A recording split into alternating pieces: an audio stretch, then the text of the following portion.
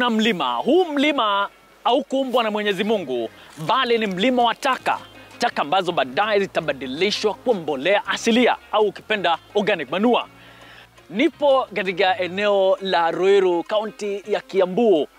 Nimekuja kukutana na vijana wanaojiita organic fields. Kazi yao kubwa ni kutengeneza mbolea mboji au ukipenda organic manure.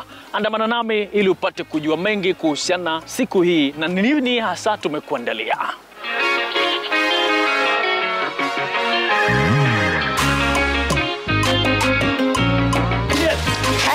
Kazi safi kabisa. Asante sana. Kwa wengi wangesema mbona ujiingize katika masuala ya takataka.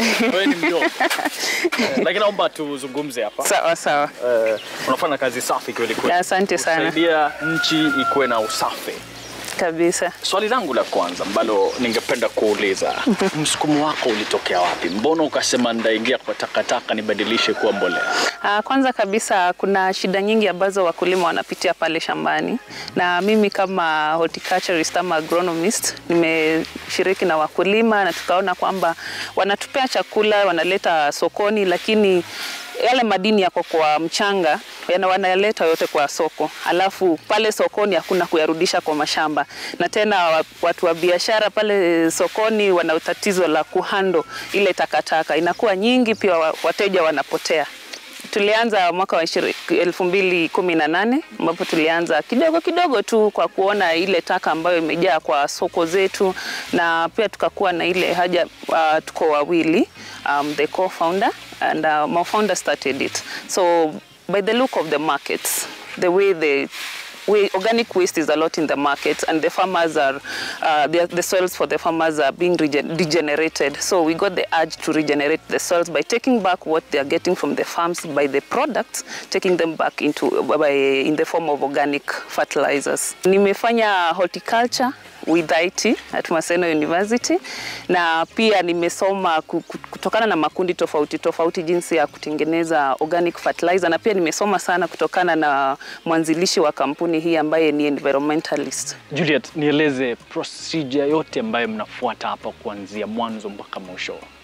Okay, the whole process starts from the markets where we have a team of aggregators. We have some youths that do the aggregation for us and sorting. So we've trained them on the kind of waste that we need and the waste that we don't need. So they do the aggregation, and then there is the transport team that now collects the waste from the markets, the aggregation points, takes it to a composting site.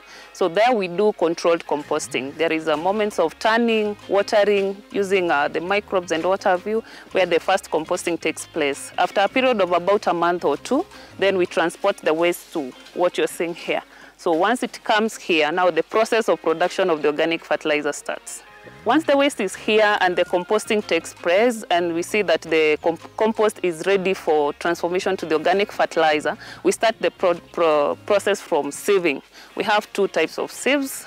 We have one with bigger sieving holes and a smaller one. So the bigger one is the wooden one that is over there, which now takes off the bigger materials that have not yet decomposed. Depending on the time they've taken at the site, we take them back to the heap for further composting.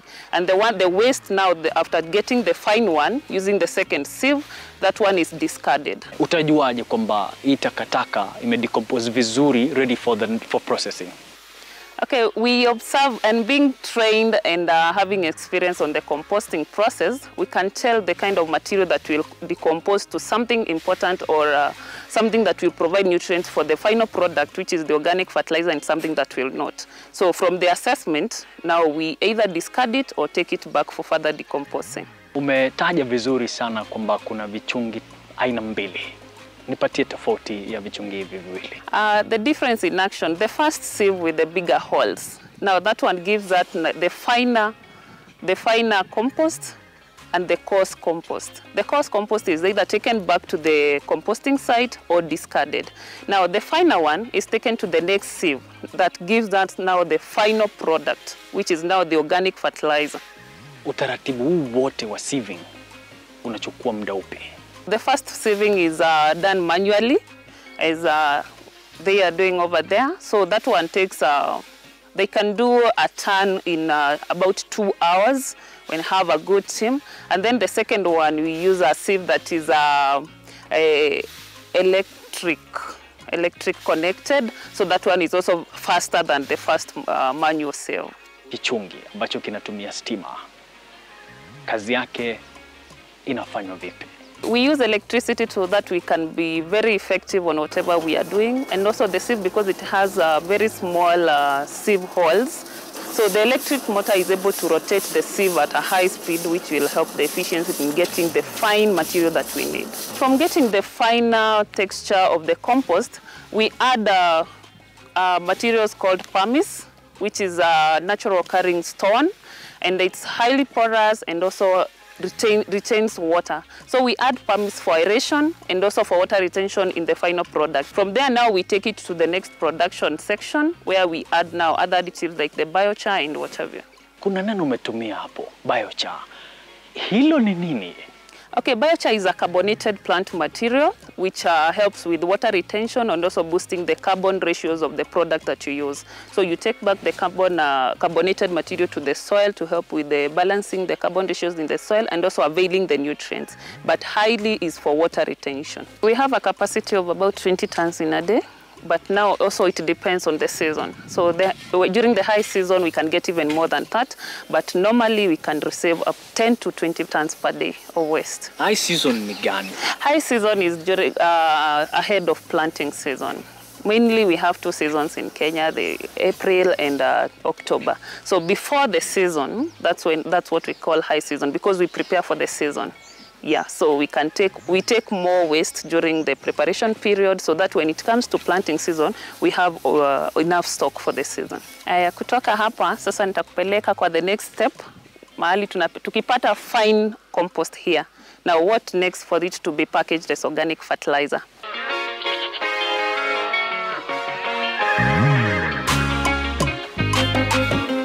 So Emmanuel, karibu to our second phase of production. So, bro. So after getting the fine compost, we bring it here. This is a storage, because if we leave it there and it rains, we will not be able to process it or to take it to the next phase of production. So this is the fine product that we got from down there. Now the next one, kama vile huyo jamaa amefanya, tunabeba tunapeleka kwa the next phase, which is now where we get now the actual production of the organic fertilizer.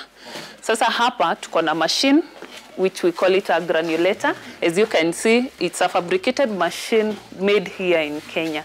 So from this machine, using the centrifugal force, because we have our electric motor there, we make this organic fertilizer. But we do add other additives like the biochar that I mentioned over there. We add, there is a tap there, you can see it. So that's where we add the water, enriched water with microbes. And these microbes are very important. You take them back to the farm, they multiply, they help with aeration, solubilization of nutrients, for provision of nutrients for the plant. And also it helps with the reduction of the acidity in the soil. So if your soil is acidic, you add those microbes back to the soil, they help with the breakdown. So ndo maana tunapata rangi tofauti na ile ambayo tulipata kule. Yeah. Ni kutokana na additives.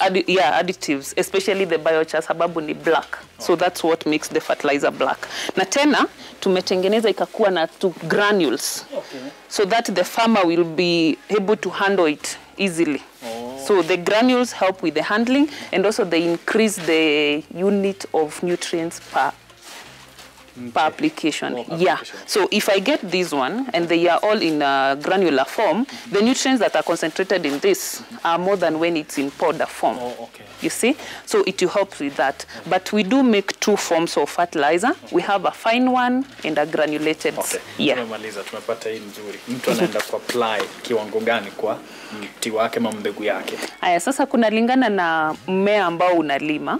Kuna wale wanalima mimea ya matunda ama miti ya matunda. Unajua mti uko na mizizi mingi. Kwa hivyo unaweka kiwango kikubwa kuliko mtu anapanda mahindi ama vegetables ama zile ndogo ndogo. Kwa hivyo kwa mti, kama mmea ni kadogo, tuseme ni kupanda, unaweza tumia kutoka nusu kilo kwa kila mti.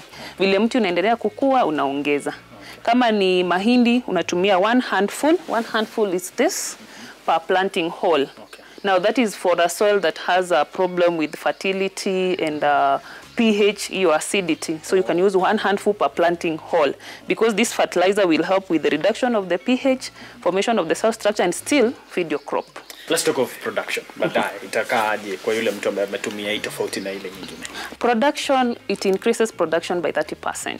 In this way, you use it for the first time, maybe you use 4 bags. The recommendation is 2 to 4 bags. You use 4 bags. The next season you can use 3, because now that your soil is improving with time. So at the end of the day, you come back to 2 bags per acre, and the production will still be top notch, because your soil now is in good health. Once the soil is in good health, even if you don't apply anything, it will still give you production. Ukisha fanya hii packaging yako, inakaa for long hapa kabla zitumwe kuuzwa? Okay, for 50 kg packages, hizi inaweza kaa hapa muda mrefu iwezekanavyo kulingana na soko vile liko. Na pia kuna 10 kg, vile nilikuwa nimesema tuko na wakulima tofauti tofauti. Ukiangalia hili gunia na hili lina tofauti. This is a laminated bag. Kwa hivyo haita lose ile moisture tulisema is very important pale for availing of nutrients. But this small one haina lamination. Kwa hivyo hii tunatengeneza kulingana na order. Kama order imekuja ya mifuko 500, tunatengeneza 500, inatoka inaenda kutumika na wakulima. Vile unazungumza ni kama kuna hela hapa. Nieleze kidogo. Okay, I'm proud of what I've done, not because I have money in my pocket, but because there is potential out there, and because of the farmers that I've helped to regenerate their soils, and they are proud of what I'm helping them to do. That's why I'm proud. Lakini pesa mfukoni hiyo tutaonana nyuma ya hema. But the product is very affordable for the smallholder farmers, because for 50 kilograms we are selling at 2,500, and we have a small package at around 700, and 25 kilograms with less than 1,500. Our main distribution model is village-based agronomists. These are women, mainly women and youths that we select from villages. The name, literally as the name, village-based. So we identify youths and women from villages that we train on organic farming and also on the organic products. So they train fellow farmers, use the products in their farm as an example, and also sell to the farmers. So this will help them even generate income for themselves, because they get something from the sales. When you get our product, it has a mark on it, certification mark on it, Kilimo High. Kilimo High is a certifying body that certifies organic products that you can sell in East Africa, and we are in the process of getting the EU market certificate. Swali langu la mwisho kabisa ni kwako kumpatia yule mtazamaji nambari yako. Okay, ukitaka kutufikia kama Organic Fields, tuko katika mitandao kama Organic Fields Limited, YouTube, Facebook, Twitter at High-Grow Organics, and also kwa nambari ya simu unaweza tupata kwa 0791 355 137. I'm calling upon my fellow youths to join hands in farming, because there's gold in farming. Na bila wasiwasi umesikiza kutoka kwake, kuna dhahabu katika ukulima, na vile vile tunasema Kenya's Gold, kipindi ambacho kinakufafanulia mengi kuhusiana na kilimo biashara. Usitake kwenda popote. Jina langu ni Manure.